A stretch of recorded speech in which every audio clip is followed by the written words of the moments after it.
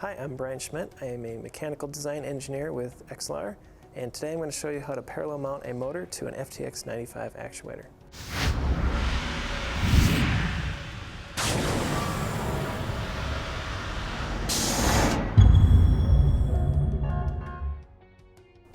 So to start, we remove the rear cover that is installed with the shipment.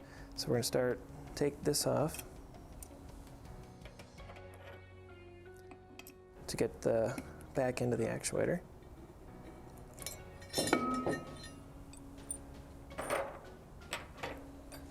So move the cover and set this to the side. So now you can remove the idler from the motor plate to give you some more room when mounting the motor. Take off the adjusting nut here and the washer and set this to the side. Now we can mount the motor. So we supply the gasket with the kit, place the gasket on your motor, and now have a little assistance in mounting this up. We also supply the mounting screws along with the actuator. So put it into position, set it centered on the pilot, and just start the screws into the motor plate, like so.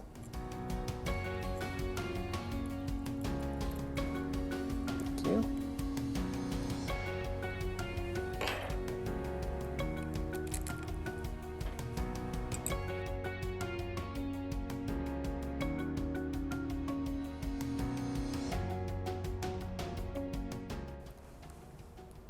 So now you'll torque the motor mounting screws to the values found in your service manual and here.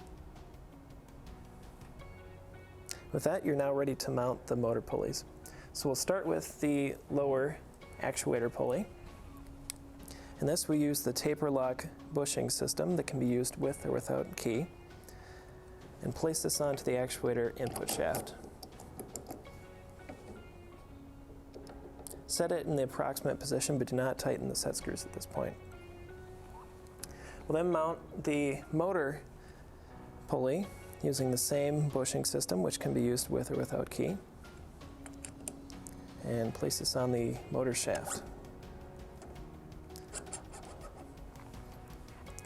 So now we're ready to mount the belt in position. Start with this, wrapping on the lower pulley, and extend it up to the motor pulley, making sure to engage as many teeth as you can.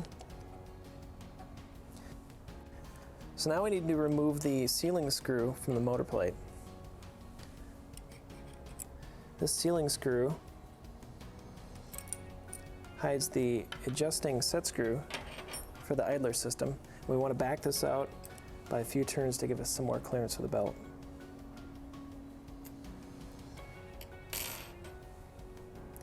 Now we can insert the idler onto the T-bolt.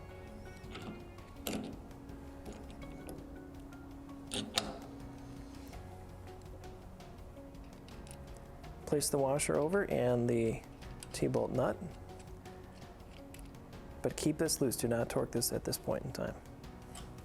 Now I'm going to use a ruler and keep the pulleys adjusted away from the motor plate by approximately 8 millimeters. 0.3 inches, and move the pulleys into their approximate position while keeping the belt spaced equally between the top and bottom pulley. You can then torque the taper lock bushing set screws.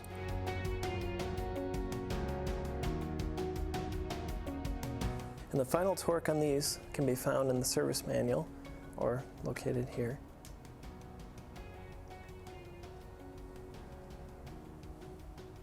And now we can adjust the belt tension. So there are two ways to tension the belt.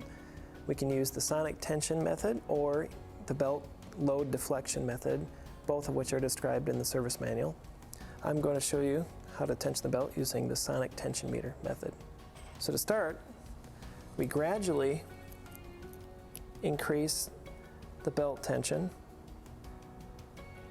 taking up any excess slack in the belt until the belt starts to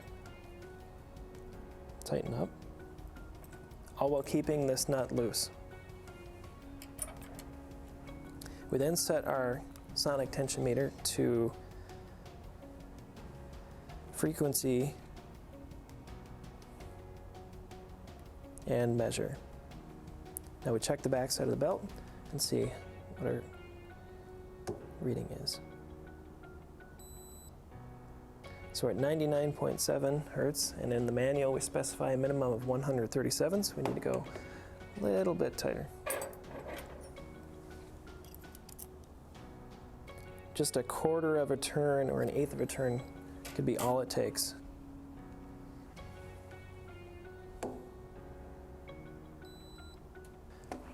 So we're still a little bit low, but we're approaching the appropriate tension. At this point, we want to then tighten the idler to its final value. Because the idler pulls against the motor plate and properly loads the backside of the belt, we need to check tension after it is torqued up to the proper spec.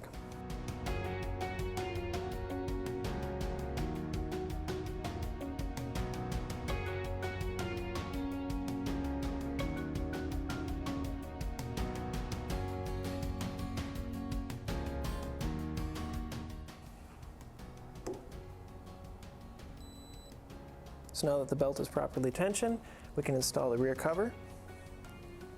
Make sure to include the rear cover gasket.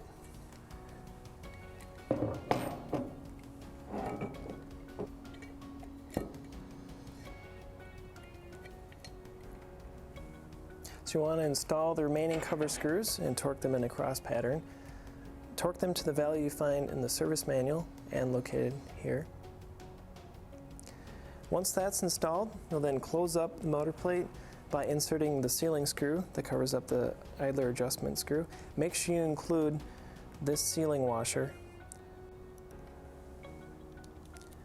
Insert this into the side of the plate, covering up the set screw.